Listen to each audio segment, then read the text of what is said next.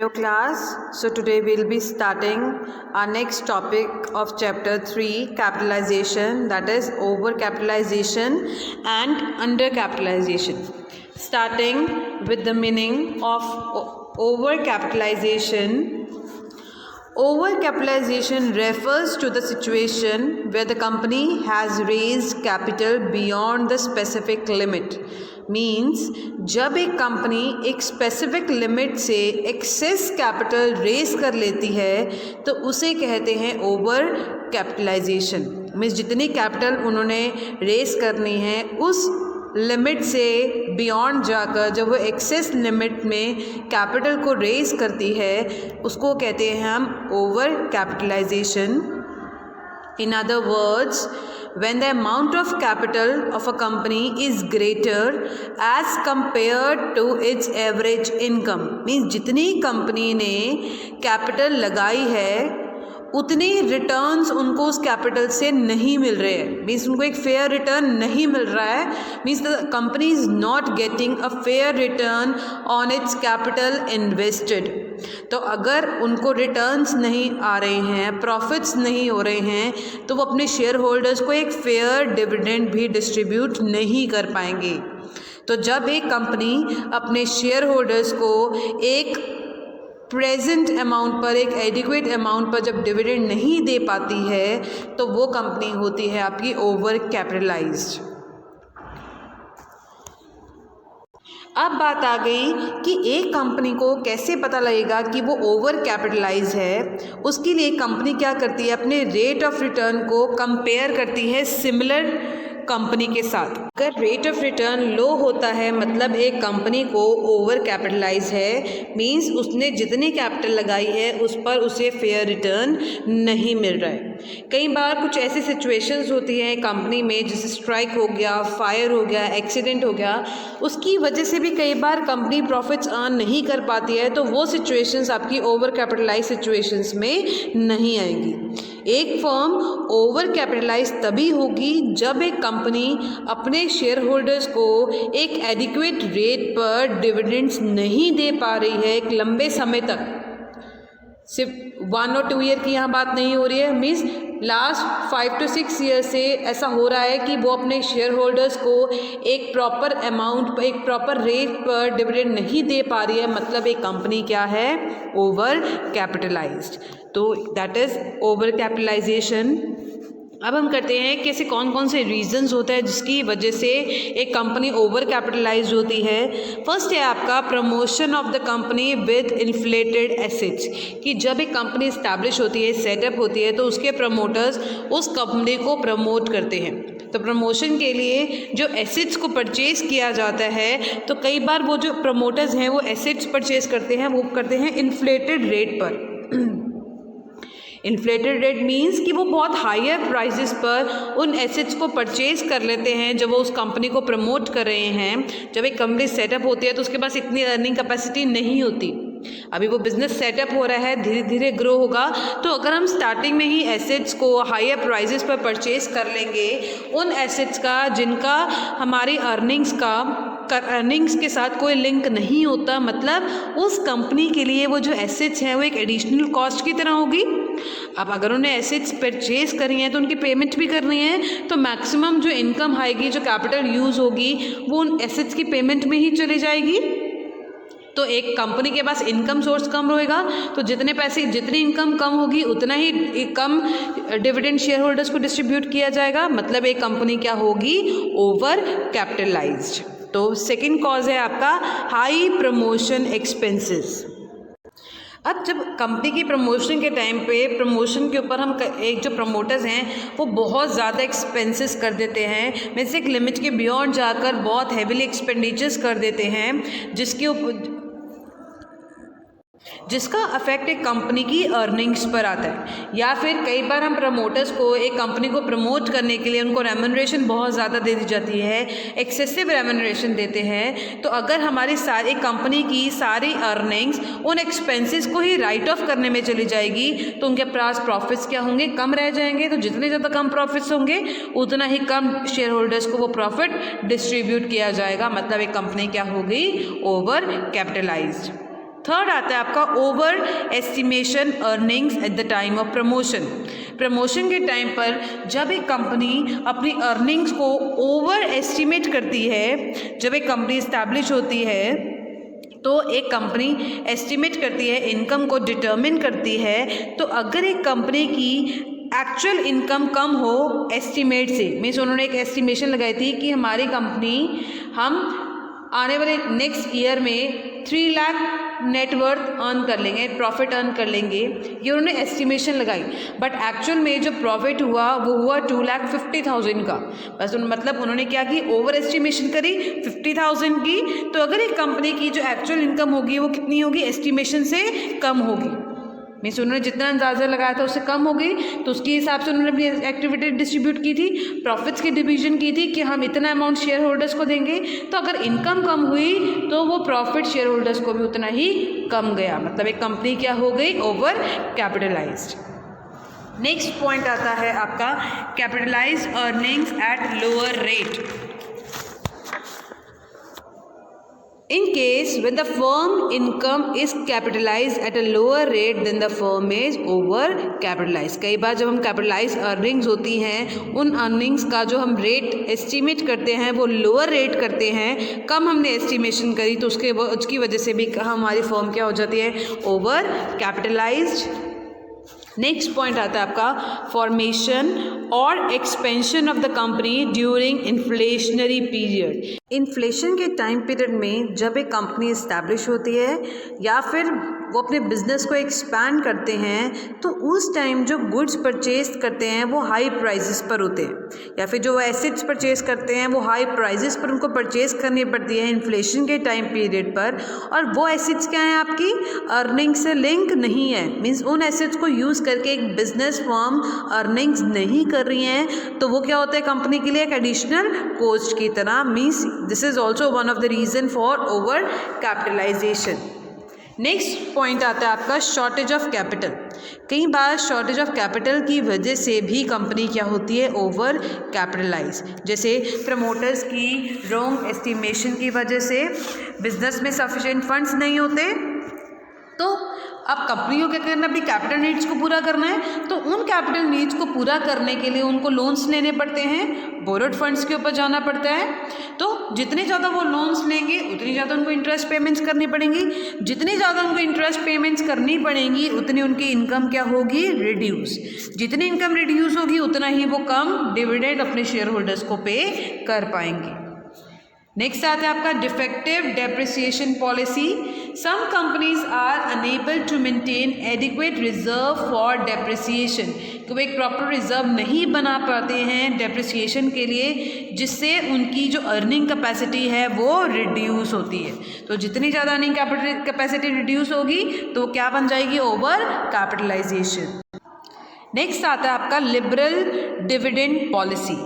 If a company is paying dividend continuously at higher rate, अगर अपने share holders को एक हाइयर रेट पर डिविडेंड दे ही जा रही है हर साल, तो मीन्स वो अपने पास उन प्रॉफिट्स में से अपने पास रिजर्व के लिए बहुत कम पैसा रख रही है। It is left with less reserve for replacement of old assets, means जो वो अपने पास जितना भी पैसा एक कंपनी अर्न कर रही है, जितने भी वो प्रॉफिट्स अर्न कर रही है, वो मैक्सिमम से मैक्सिमम प्रॉफिट्स अपने शेयर होल्डर्स को डिस्ट्रीब्यूट कर रही है। मीन्स एक बहुत कम अमाउंट वो अपने पास एज अ रिजर्व रख रही है ओल्ड एसेट्स को रिप्लेस करने के लिए।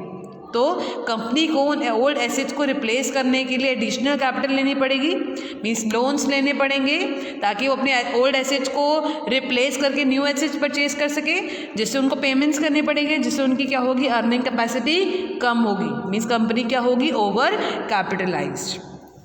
नेक्स्ट आता है आपका fiscal policy of the government. Fiscal policy of the government also affect the capital of the company due to high tax payment. आप जब गवर्नमेंट की पॉलिसीज़ होती है कि टैक्स पेमेंट्स को लेकर, कई बार गवर्नमेंट की जो टैक्स लगाती है वो बहुत हायर रेट पर लगाती है, जिसका इफेक्ट किसके ऊपर पड़ता है, एक कंपनी की इनकम के ऊपर। उनका जो मैक्सिमम अमाउंट जाता है वो किस में जाता है, टैक्स पेमेंट में, तो उनके पास इनकम क्या रहेगी, कम रहेगी। मैक्सिमम अमाउंट कहाँ पे कर दिया उन्होंने, टैक्स में पे कर दिया। तो उससे क्या हुई, कंपनी की अर्निंग कैपेसिटी के ऊपर उसका इफेक्ट पड़ा, मीन्स वो डिविडेंड शेयर होल्डर्स को उतना ही कम दे पाएगी। लास्ट पॉइंट आता है आपका एक्सेस कैपिटल। जब एक फर्म ज़्यादा कैपिटल रेज कर लेती है जितनी रिक्वायर्ड है, तो वो कैपिटल क्या पड़ी रहती है, unused. then the company become over capitalized because that company is unable to earn profit and pay less dividend to its share capital।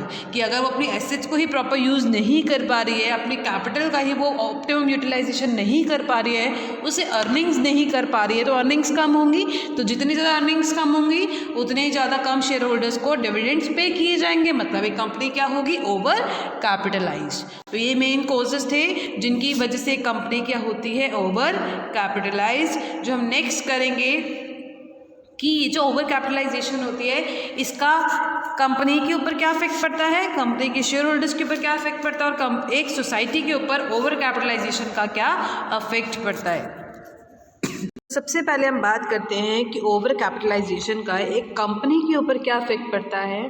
अगर एक कंपनी ओवर कैपिटलाइज्ड है, मतलब उसकी जो अर्निंग कैपेसिटी है वो लोअर है। अगर उसकी लोअर अर्निंग कैपेसिटी है, मींस वो जो अपने शेयर होल्डर्स को जो डिविडेंड दे रही है वो भी इरेगुलर दे रही है, मींस एक एडिक्वेट रेट पर उनको डिविडेंड नहीं दिया जा रहा। मींस अगर एक कंपनी अपने शेयर होल्डर्स को प्रॉपर डिविडेंड्स नहीं देती है तो उन शेयर होल्डर्स का, उन इन्वेस्टर्स का उस कंपनी में जो इंटरेस्ट है वो धीरे धीरे कम होता रहता है। मींस अगर फ्यूचर में उस कंपनी को अपने बिजनेस को एक्सपैंड करना है, ग्रो करना है, उसके लिए उनको फंड्स चाहिए, तो वो इन इन्वेस्टर्स के थ्रू उन फंड्स को रेज नहीं कर पाएगी। क्यों नहीं कर पाएगी? क्योंकि वो उनको प्रॉपर डिविडेंड्स पे नहीं कर पा रहे हैं, तो उनके लिए डिफ़िकल्ट हो जाएगा कि पब्लिक के थ्रू कैपिटल को रेज करना ही मुश्किल हो जाएगा अगर वो अपने शेयर होल्डर्स को डिविडेंड नहीं दे रही है। तो ये एक नेगेटिव पॉइंट है। और क्या इफेक्ट होगा कंपनी के ऊपर? सपोज करो अगर कंपनी ने शॉर्ट टर्म लोन लेना है और कमर्शियल बैंक्स को ये पता है कि वो डिविडेंड्स प्रॉपर नहीं दे रहे हैं, मीन्स उस कंपनी की जो अर्निंग्स है वो बहुत कम है, तो मीन्स वो हमारी भी इंटरेस्ट की पेमेंट नहीं कर पाएगी, तो वो शॉर्ट टर्म लोन्स लेने में भी एक कंपनी को क्या आती है, प्रॉब्लम आती है अगर उसकी इनकम इरेगुलर है। और क्या रीजंस हो सकते हैं कि इन केस अगर सपोज करो कंपनी ने क्रेडिटर से, फाइनेंशियल इंस्टीट्यूशन से पैसा लिया है, कैपिटल वहाँ से रेज करी है और उसकी जो अर्निंग्स हैं वो इरेगुलर है, उस केस में भी उसकी जितने भी क्रेडिटर्स हैं वो उस कंपनी को ये लिक्विडेशन का डिमांड कर सकते हैं कि हमें हमारा पैसा चाहिए, हम इस कंपनी को क्या कर देंगे, लिक्विडेट कर देंगे, उनके एसेट्स को सेल आउट किया जाएगा, उसके बाद उन क्रेडिटर्स की पेमेंट होगी, उसकी डिमांड कर सकते हैं। और क्या इफेक्ट होता है कंपनी के ऊपर? अगर एक कंपनी ओवर कैपिटलाइज्ड है तो उसकी जो मार्केट वैल्यू है शेयर का जो मार्केट वैल्यू है, मार्केट प्राइस है, वो भी क्या होगा, रिड्यूस होगा। अगर उसका मार्केट शेयर का प्राइस रिड्यूस हो रहा है तो जिसका इफेक्ट किसके ऊपर पड़ता है, उस कंपनी की गुडविल के ऊपर उसका इफेक्ट पड़ता है। और अगर एक कंपनी की अर्निंग्स कम है तो वो ज़्यादा से ज़्यादा अपना पैसा रिजर्व्स और कैपिटल, रिजर्व्स और सरप्लस में नहीं डाल पाएगी।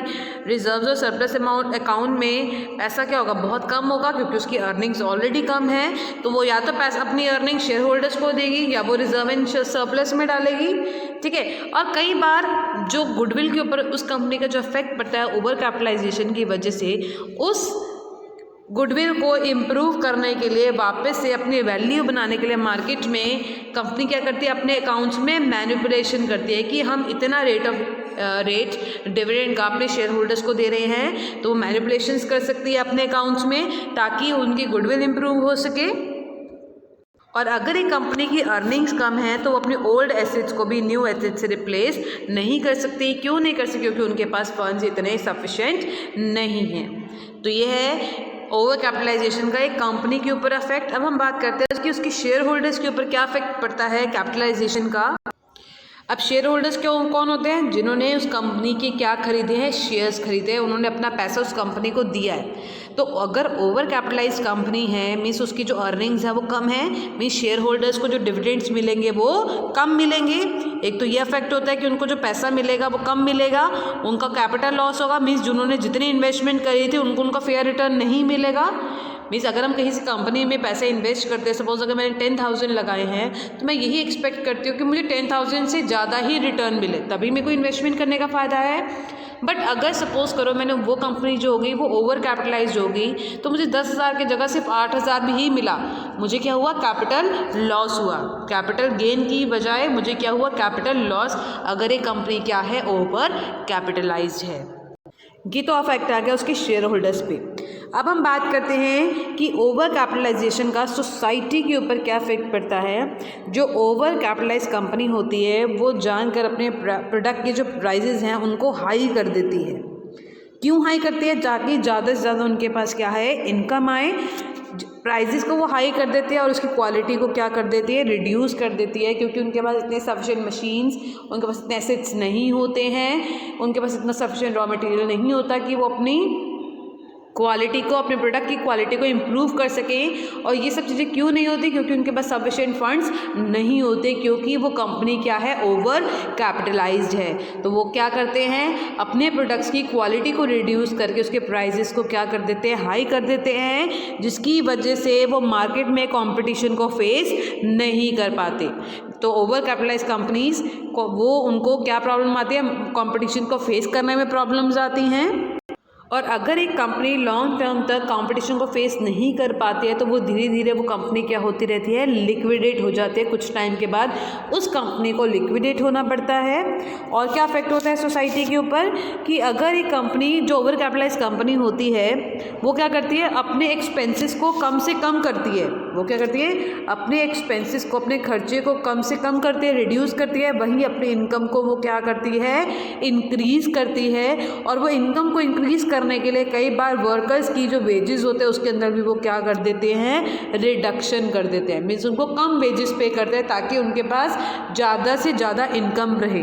तो ये था आपका इफेक्ट सोसाइटी के ऊपर, कि ओवर कैपिटलाइजेशन का कंपनीज के ऊपर क्या इफेक्ट पड़ता है, उसके शेयर होल्डर्स के ऊपर क्या इफेक्ट पड़ता है, और सोसाइटी के ऊपर क्या इफेक्ट पड़ता है।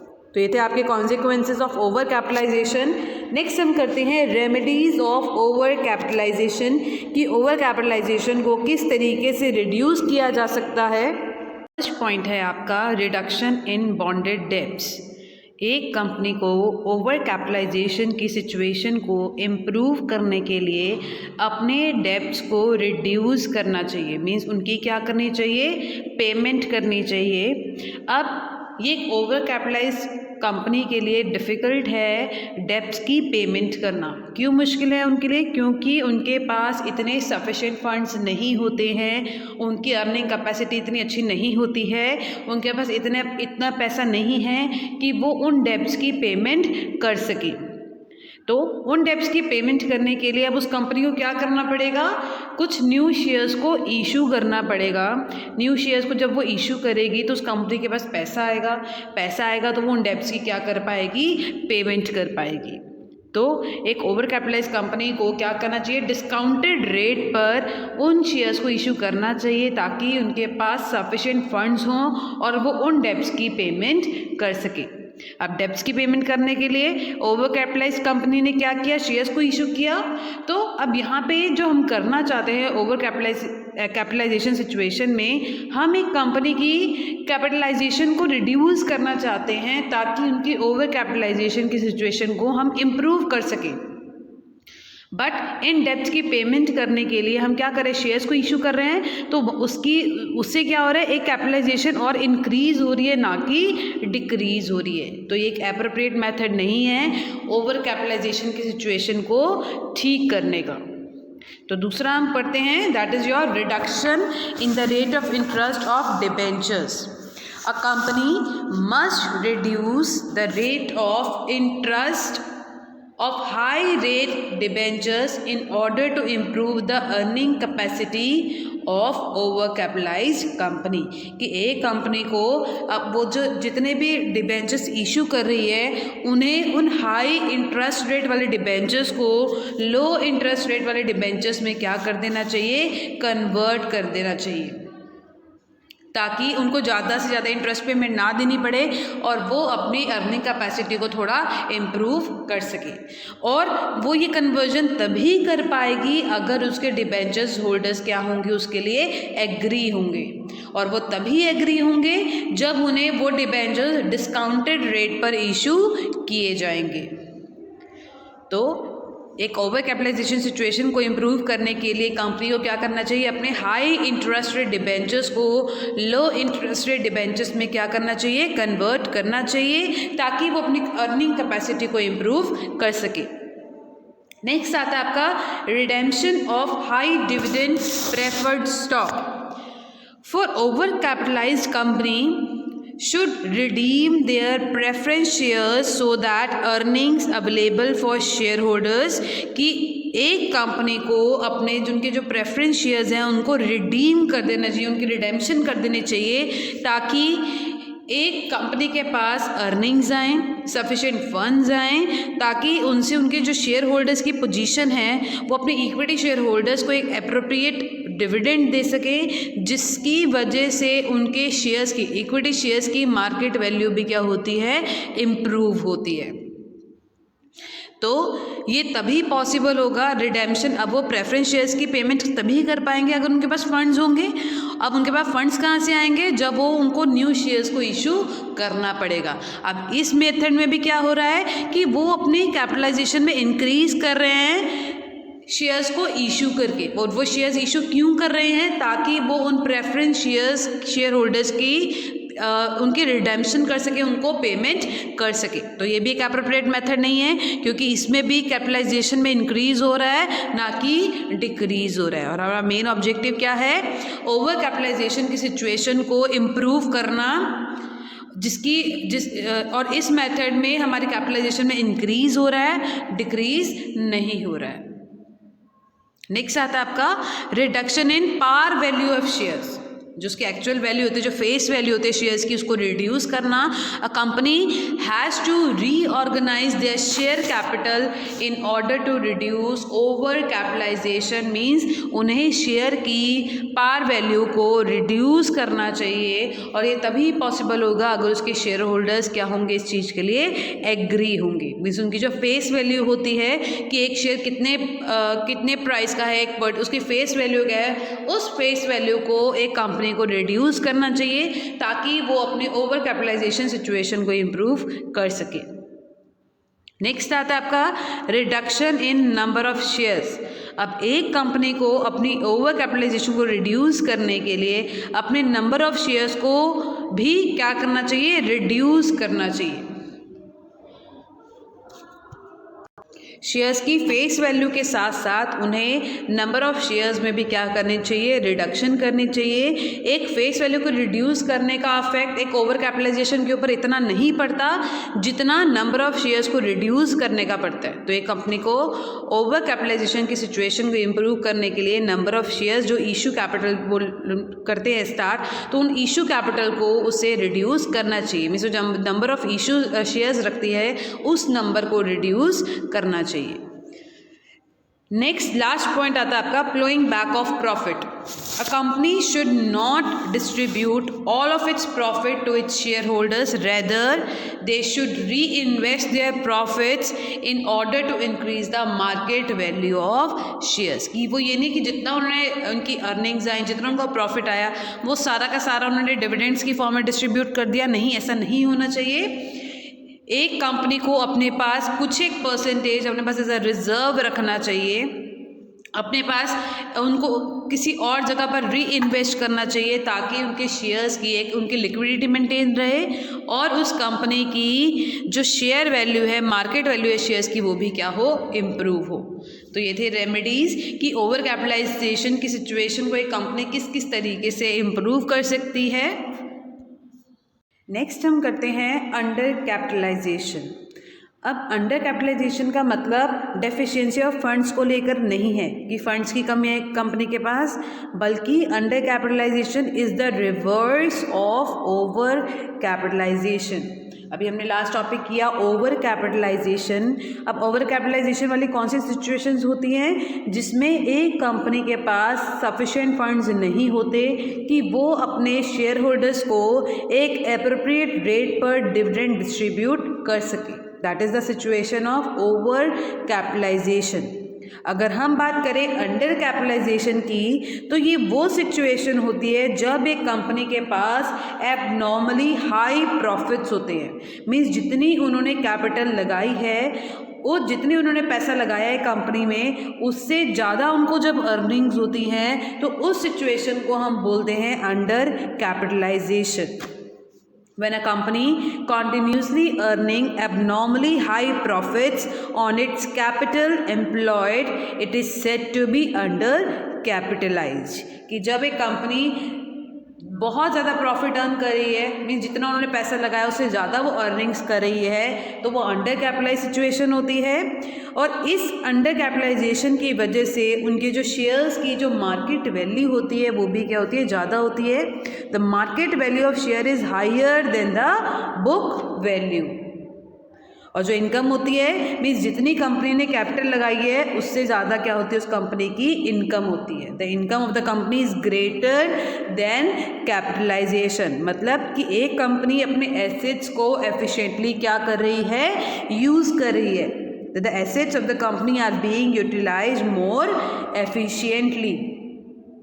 अगर उनके पास जितना ज़्यादा पैसा होगा तो वह डिविडेंड भी अपने शेयर होल्डर्स को हायर रेट पर देगी। They declare dividend at a higher rate. मतलब एक कंपनी की जो फाइनेंशियल पोजीशन है वो क्या है, साउंड है।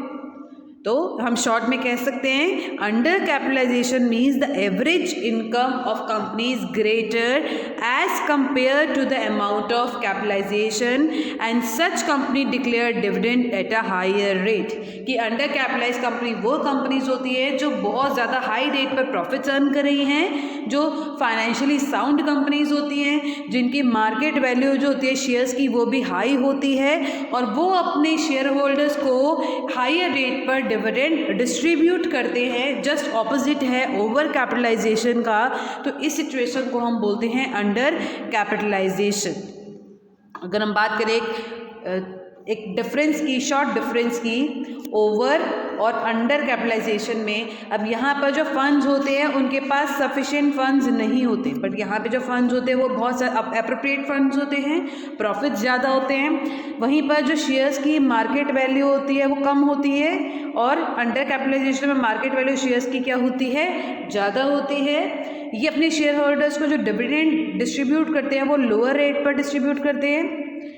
जितना उनके पास फंड्स होंगे उसके हिसाब से एप्रोप्रिएट रेट पर उनको डिविडेंड्स देंगे। बट अंडर कैपिटलाइजेशन में वो अपने शेयर होल्डर्स को हायर रेट पर क्या डिस्ट्रीब्यूट करते हैं, डिविडेंड डिस्ट्रीब्यूट करते हैं।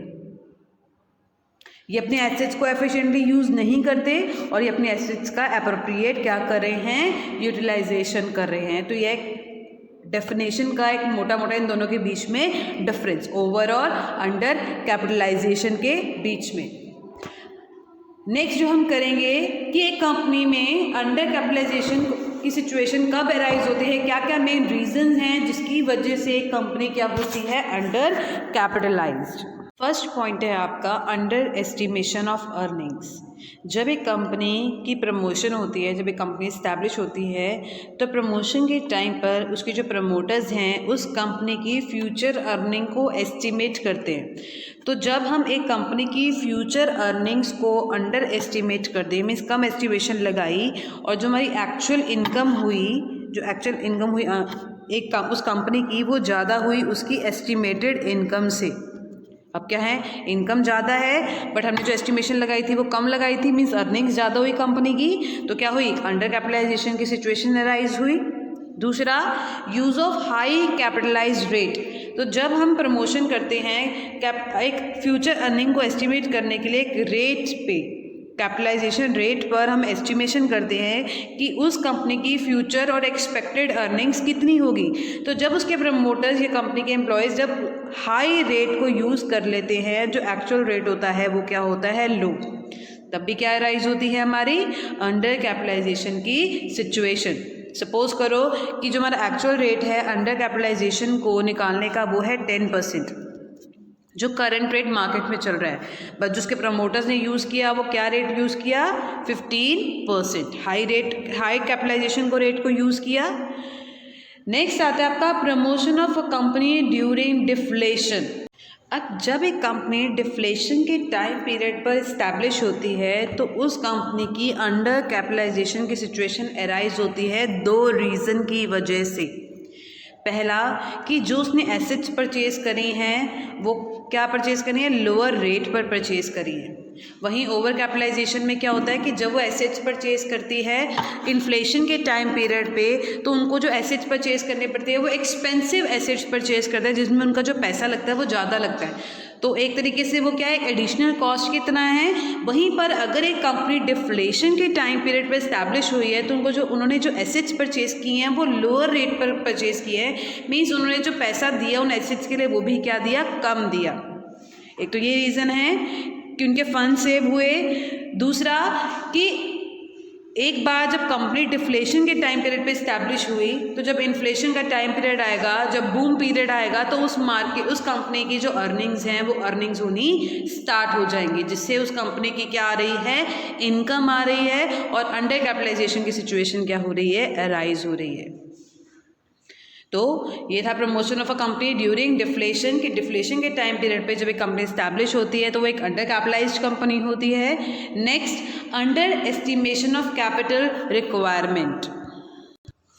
अब कॉस्ट थ्योरी के अकॉर्डिंग क्या होता है कि जब एक कंपनी स्टैब्लिश होती है तो वो अपनी रिक्वायरमेंट्स को, कि कैपिटल कितनी चाहिए होगी उनको फ्यूचर में, वो अपनी कैपिटल रिक्वायरमेंट्स को एस्टिमेट करती है। कॉस्ट थ्योरी में हमने यही किया था कि जब एक न्यू बिजनेस इस्टेब्लिश होता है तो उस टाइम पीरियड पे तो वो ये देखता है कि उसका खर्चा कितना आएगा, उसको कितनी कैपिटल चाहिए एक बिज़नेस को स्टार्ट करने के लिए, एक बिज़नेस को सेटअप करने के लिए। तो जब हम एक कंपनी जब इस्टेब्लिश होती है वो अपनी कैपिटल रिक्वायरमेंट्स को देखती है, तो अगर वो अपने कैपिटल रिक्वायरमेंट्स को अंडर एस्टिमेट कर ले तब भी कौन सी सिचुएशन होती है, अंडर कैपिटलाइजेशन की। That is underestimation of capital requirements at the time of establishment of a company.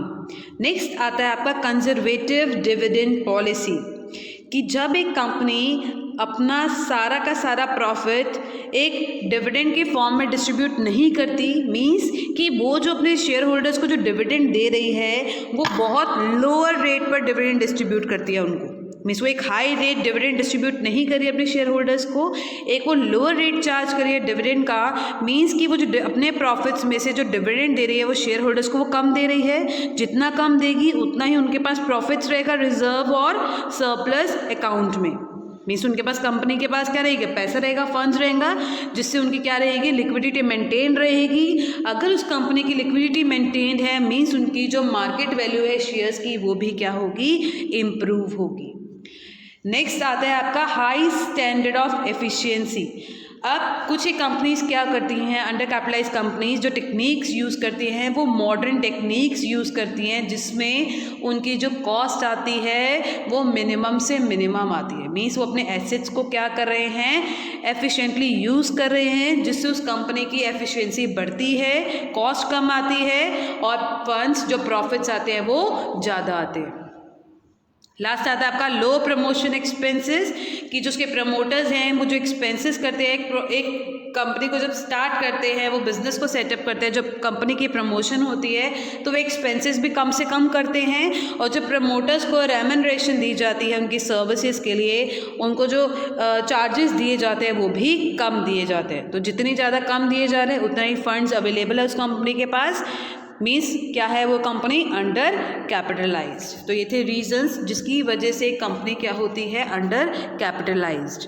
अब हम नेक्स्ट टॉपिक करते हैं, that is the effect of under capitalization, कि अंडर कैपिटलाइजेशन की वजह से उसका इफेक्ट एक कंपनी के ऊपर कितना पड़ता है, उसके शेयर होल्डर्स के ऊपर कितना इफेक्ट पड़ेगा और सोसाइटी के ऊपर उसका क्या इफेक्ट पड़ता है।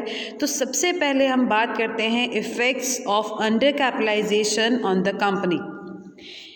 अब अगर एक कंपनी अंडर कैपिटलाइज्ड है मतलब वो high rate of profit earn कर रही है, ज़्यादा से ज़्यादा वो प्रॉफिट अर्न कर रही है, तो जितना प्रॉफिट वो अर्न कर रही है उसका इफेक्ट किसके ऊपर पड़ेगा, मार्केट के ऊपर पड़ेगा। मार्केट के ऊपर क्या इफेक्ट पड़ेगा? मार्केट में कंपटीशन बढ़ेगा। जितना ज़्यादा कंपटीशन बढ़ेगा उस कंपनी की प्रॉफिट मार्जिन के ऊपर क्या पड़ेगा? उसका इफेक्ट पड़ेगा। मीन्स जितना वो प्रॉफिट पहले ले सकते थे अपने प्रोडक्ट्स में, कंपटीशन की वजह से, न्यू एंट्रीज की वजह से अब वो उतना प्रॉफिट अर्न नहीं कर पाएगी, क्योंकि न्यू कंपनीज उस मार्केट में इस्टेब्लिश हो रही हैं, स्टार्ट हो रही हैं, क्योंकि कंपटीशन बढ़ रहा है मार्केट में। जितना एक कंपनी प्रॉफिट अर्न करती है, जितनी उसकी हाई इनकम होती है, उतने ही ज़्यादा उनको टैक्सेस भी पे करने पड़ते हैं। पहला पॉइंट तो हमने पढ़ा कि कंपटीशन बढ़ेगा जिसका इफेक्ट उसकी प्रॉफिट मार्जिन के ऊपर पड़ेगा। दूसरा कि कंपनी की जितनी ज़्यादा इनकम होती है उतने ही ज़्यादा उनको टैक्सेस पे करने पड़ते हैं, और जितना वो अपने शेयर होल्डर्स को प्रॉफिट डिस्ट्रीब्यूट कर रहे हैं, कई बार उस कंपनी की जो इनकम होती है वो इर्रेगुलर होती है। मीन्स कॉन्स्टेंटली नहीं होता कि वो हर साल ज़्यादा से ज़्यादा ही प्रॉफिट अर्न कर रहे हैं। कई बार कुछ इरेगुलरिटी इनकम की वजह से उस कंपनी की मार्केट वैल्यू जो होती है शेयर की, वो भी क्या करती है? फ्लक्चुएट करती है। मीन्स मार्केट वैल्यू उनकी अप डाउन होती रहती है, चेंज होती रहती है मार्केट वैल्यू उन शेयर्स की, जिसका इफेक्ट उसके शेयर होल्डर्स के ऊपर पड़ता है, उनके डिविडेंड के ऊपर पड़ता है। वहीं पर जो अंडर कैपिटलाइज्ड कंपनीज होती हैं, जितना उनका प्रॉफिट ज़्यादा होगा उतना ही उसके जो वर्कर्स हैं वो ज़्यादा से ज़्यादा वेजेस और बोनस की क्या करेंगे? डिमांड करेंगे कि उनको जो वेजेस और बोनसेस दिए जाएं, ज़्यादा से ज़्यादा उनके वेजेस को बढ़ाया जाए। और अगर वर्कर्स की डिमांड को पूरा नहीं किया जाएगा तो क्या होंगे? कन्फ्लिक्ट्स होंगे, लड़ाइयाँ होंगी मैनेजमेंट और वर्कर्स के बीच में। और अगर वर्कर्स ही काम नहीं करेंगे तो उस कंपनी की प्रोडक्शन कैपेसिटी के ऊपर क्या पड़ेगा? उसका इफेक्ट पड़ेगा।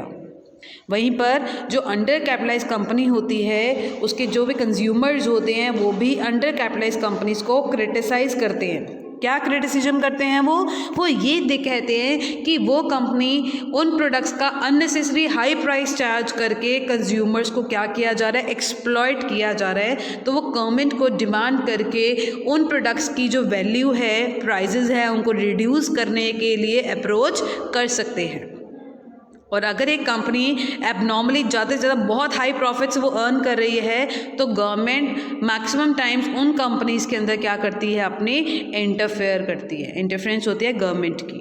तो ये था आपका इफेक्ट एक कंपनी के ऊपर कि कंपटीशन बढ़ता है, अंडर कैपिटलाइजेशन की वजह से शेयर होल्डर्स के मार्केट शेयर वैल्यूज़ के ऊपर इफेक्ट पड़ता है, फ्लक्चुएशंस की वजह से कन्फ्लिक्ट्स अराइज हो सकते हैं मैनेजमेंट और वर्कर्स के बीच में, जिसका इफेक्ट उस कंपनी की प्रोडक्शन कैपेसिटी के ऊपर पड़ता है, और कंज्यूमर्स भी उन अंडर कैपिटलाइज कंपनी को क्रिटिसाइज कर सकते हैं।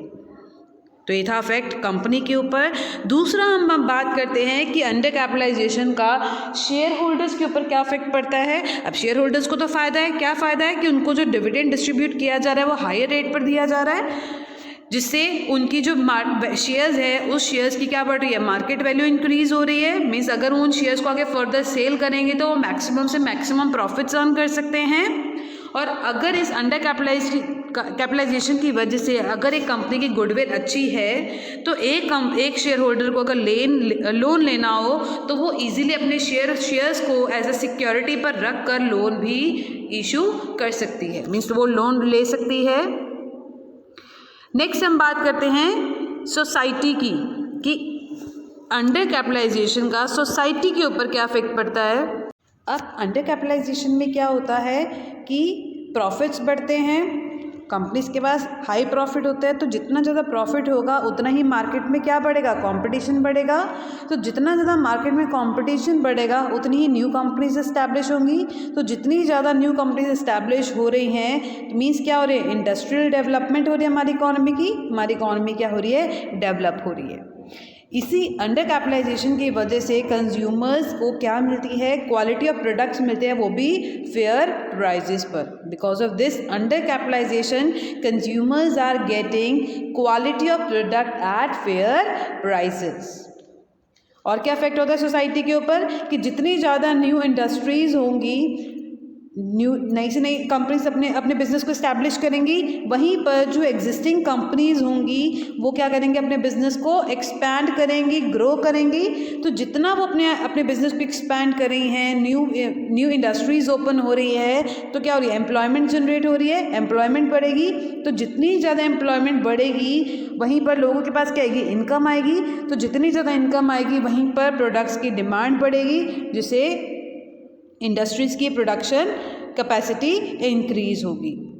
वहीं पर जो अंडर कैपिटलाइज कंपनीज होती हैं वो अपने शेयर होल्डर्स को हायर रेट पर डिविडेंड डिस्ट्रीब्यूट करती हैं। तो जितना ज़्यादा वो डिविडेंड डिस्ट्रीब्यूट करें अपने शेयर होल्डर्स को, तो उसके एम्प्लॉयज़ डिमांड कर सकते हैं कि उनकी सैलरीज और बोनसेस में भी इंक्रीज़ किया जाए, जिसकी वजह से मैनेजमेंट और वर्कर्स के बीच में, एम्प्लॉयज़ के बीच में कन्फ्लिक्ट्स होते हैं, और उन कन्फ्लिक्ट्स की वजह से जो उसका नेगेटिव इफेक्ट पड़ता है वो सोसाइटी के ऊपर पड़ता है, उसके कंज्यूमर्स के ऊपर पड़ता है। तो ये थे आपके अफेक्ट अंडर कैपिटलाइजेशन के एक कंपनी के ऊपर, उसके शेयर होल्डर्स के ऊपर और सोसाइटी के ऊपर। अब हम जो नेक्स्ट टॉपिक करेंगे वो करेंगे रेमेडीज़ फॉर अंडर कैपिटलाइजेशन, कि अंडर कैपिटलाइजेशन की सिचुएशन को किस तरीके से हम इम्प्रूव कर सकते हैं। पॉइंट हम करते हैं इशू ऑफ बोनस शेयर। अब अंडर कैपिटलाइज कंपनी अपना सारा प्रॉफिट डिविडेंड की फॉर्म में डिस्ट्रीब्यूट नहीं करती, rather they transfer a part of it in reserves and surplus. तो एक कंपनी को अंडर कैपिटलाइजेशन की सिचुएशन को इम्प्रूव करने के लिए रिजर्व और कैपिटल में से अपने शेयर होल्डर्स को बोनस शेयर्स इशू करने चाहिए, जिसका अफेक्ट उस कंपनी के ऊपर नहीं पड़ता। सिर्फ बोनस शेयर्स को इशू करके सिर्फ उस कंपनी की शेयर कैपिटल इंक्रीज़ होती है और रिजर्व और सरप्लस क्या होता है, डिक्रीज़ होता है। मीन्स इससे कैपिटलाइजेशन में इंक्रीज़ नहीं हो रहा।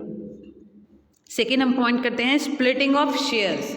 अब एक कंपनी को अंडर कैपिटलाइजेशन की सिचुएशन को करेक्ट करने के लिए अपनी शेयर कैपिटल को रीऑर्गेनाइज करना चाहिए, मतलब उसकी फेस वैल्यू को डिक्रीज़ करना चाहिए, जिससे उस कंपनी की जो शेयर्स की जो मार्केट वैल्यू है वो भी क्या होती है, डिक्रीज़ होती है, और उसका इफेक्ट शेयर होल्डर्स के ऊपर नहीं पड़ता। मीन्स उनको इसकी वजह से कोई भी कैपिटल लॉस नहीं होता।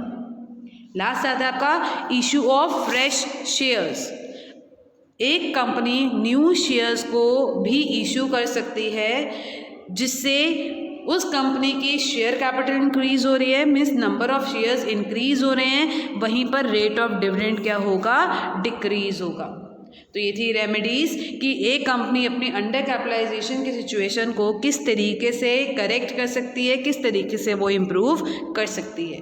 तो ये था आपका under capitalization and over capitalization. जो हम लास्ट टॉपिक करेंगे that is your watered capital. जब एक कंपनी की एसेट्स की रियलाइजेबल वैल्यू कम होती है उसकी बुक वैल्यू से, जब एक कंपनी की जो एसेट्स की रियलाइजेबल वैल्यू है वो रियलाइजेबल वैल्यू कम होती है उसकी बुक वैल्यू से, तो उसे हम कहते हैं वाटर्ड कैपिटल। अब रियलाइजेबल वैल्यू कौन सी होती है, रियलाइजेबल वैल्यू वो वैल्यू होती है जो एसेट्स को सेल करके आती है, तो उस कैपिटल को हम कहते हैं वाटर्ड कैपिटल। सपोज एक एसेट है, उसकी जो बुक वैल्यू है, हमने जो एक एसेट परचेज करी वो करी 50,000 की, बट एक्चुअल में जब हमने इस एसेट को सेल किया मार्केट में तो उसकी जो वैल्यू आई वो कितनी आई, सिर्फ 30,000। तो इनके बीच का जो डिफरेंस है 20,000 का, वो क्या है, आपकी watered capital. When the share capital of a company is not represented by the same value of asset, rather that value is shown only in books, कि जब एक एसेट की वैल्यू सिर्फ बुक्स में ही ज़्यादा लिखी होती है बट एक्चुअल में जो उसकी वैल्यू है वो कम है, तो उस कैपिटल को हम बोलते हैं वाटर्ड कैपिटल। यहीं पर अगर हम बात करें शेयर कैपिटल की, कि सपोज़ करो कि एक कंपनी ने 1000 शेयर्स को इशू किया है 100 ईच पर, मतलब जो उनकी जो टोटल शेयर कैपिटल आएगी वो कितनी आएगी, 1 लाख आएगी, और उस कंपनी ने इस 1 लाख से एक फिक्स एसेट परचेज करी। अब जब हम इस फिक्स एसेट को आगे फर्दर मार्केट में सेल करेंगे तो इसको सेल करके इस एसेट की जो रियलाइजेबल वैल्यू आ रही है वो कितनी आ रही है, सिर्फ 80,000। मीन्स कम वैल्यू आ रही है। जो उसकी बुक वैल्यू है, जो हमने अपनी बैलेंस शीट में जो बुक वैल्यू शो करी है इस एसेट की, वो कितनी है फिक्स एसेट की, 1 लाख। बट एक्चुअल में जो इसकी रियलाइजेबल वैल्यू है, जो वैल्यू जिसको सेल करके आएगी, वो है सिर्फ 80,000। तो जो इसके बीच का डिफरेंस है 20,000 का, वो क्या हुई आपकी water capital. So water capital कौन सी होती है, जब एक कंपनी की शेयर कैपिटल जो होती है उसकी जो वैल्यू होती है, उसकी जो वैल्यू डिराइव होती है एसेट से, उस एसेट की वैल्यू उस शेयर कैपिटल की वैल्यू से के साथ सेम नहीं होती, कम होती है, तो उस कैपिटल को हम बोलते हैं वॉटर कैपिटल।